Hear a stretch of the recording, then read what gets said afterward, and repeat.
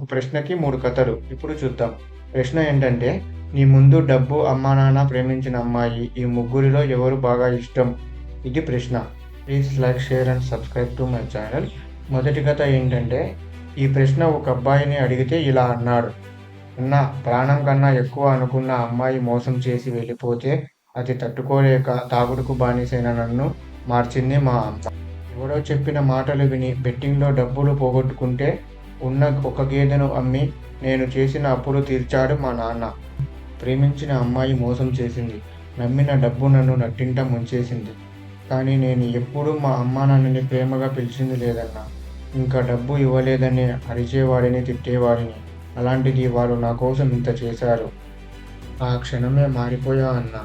అన్నీ వదిలేసా. చిన్న పని చేసుకుంటూ అమ్మానాన్నని బాగా చూసుకుంటున్నా.